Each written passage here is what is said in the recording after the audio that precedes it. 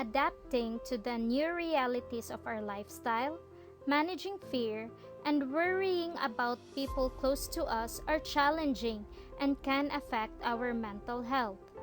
Fortunately, there are things we can do to look after our own mental health and to support others. Mental health is just as important in our lives as physical health. Health is defined as a complete physical, mental, and social well being and not merely the absence of disease or infirmity. Mental health is described as a state of well being in which the individual realizes his or her own abilities, can cope with the normal stresses of life, can work productively and fruitfully, and is able to make a contribution to his or her community. Mental health is more than the absence of mental illness. It is a significant part of health which is important to individuals, families, and societies. When your mental health suffers, it can be hard to enjoy a balanced and rewarding life. You may start to feel a decline on both your mental and physical state. Mental health is the foundation for well-being and effective functioning for an individual and for a community. Just as you may work to keep your body healthy, you can also work to keep your mind healthy. Here are tips on how you can look after your mental health at home. Keep informed. Listen to advice and recommendations from your national and local authorities. Follow trusted news channels. Minimize news feeds. Try to reduce how much you watch, read, or listen to news that makes you feel anxious or distressed. Seek the latest information at specific times of the day, once or twice a day if needed. If your movements are restricted, keep your line of communication open with the people close to you by phone or online channels. Talk about your feelings. It can help you stay in good mental health and deal with difficult times. Strong family ties and supportive friends can help you deal with stresses of life. Use your social media accounts to promote positive and hopeful stories. Keep up with daily routines as much as possible or make new one. Get up and go to bed at similar times every day. Keep up with personal hygiene. Eat healthy meals at regular times. A diet that is good for your physical health is also good for your mental health. Regular exercise can boost your self-esteem and help you concentrate, sleep, and feel better. It also keeps the brain and other vital organs healthy. Allocate time for working or studying and time for resting. A change of scene or a change of pace is good for your mental health. Make time for doing things you enjoy. Enjoying yourself helps beat stress and boosts your self-esteem.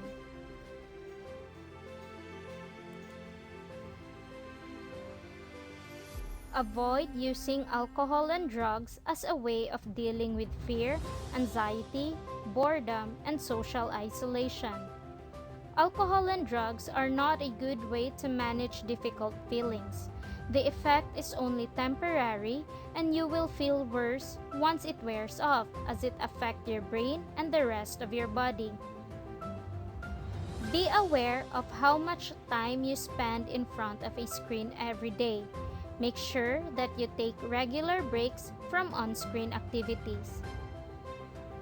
While video games can be a way to relax, it can be tempting to spend much more time on them than usual when at home. Be sure to keep the right balance with offline activities in your daily routine. We all sometimes get tired or overwhelmed by how we feel. If you feel you can't cope when things are getting too much, ask for help. Your family and friends may be able to offer practical help or a listening ear.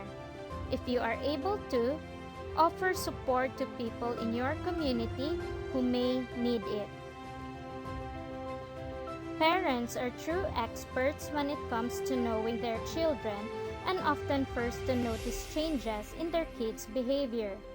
To help prevent negative mental health outcomes, parents need to look early at the kids' overall emotional well-being. One of the ways parents can help do this is by creating environments that help children to grow up resilient. Resilience is something we build through experience, where we acquire skills to resist issues like depression, anxiety, and other emotional problems, and just as importantly, to overcome problems when they arise. The two key components of resilience are engagement and awareness. Engagement is how we connect with others. When children have trusting communication with others, they get to practice processing their experiences and discover new ways of coping. Awareness is our ability to self-reflect, a skill that can be learned by children and encouraged by parents. If children can identify when they feel under the weather, they are a step closer to being able to ask for or seek help. Here are some techniques that parents can use to foster resilience in children and identify early any mental health conditions. Have conversations early and often. The best way to foster engagement, increase your child's self-awareness, and to know what's going on with your child is to have open conversations. Observe changes in behavior. Behaviors parents can be aware of are changes in appetite, sleep, mood, relationship with others, social isolation, poorer academic performance, loss of interest in things previously enjoyed. If you notice behavioral changes, ask. Start gently. Try an approach that invites a story rather than a simple yes or no response. Have patience. It may take many conversations to learn more about what's going on. If your child starts to open up, then you can start getting specific. Don't be afraid to ask about the nature or the details of their concern. It's often useful to call a teacher, a counselor, other parents who spend time with your child to see if they notice the same thing or if they have some insights into what may be going on. Practice self-care. This is really important for parents. You cannot help your child unless you take care of yourself. This might mean finding ways to calm your own worries and fears.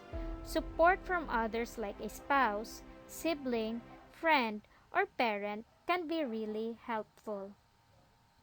Now that children are homeschooling, children might seek more of your attention in times of stress. Here are things you can do to look after their mental health at home.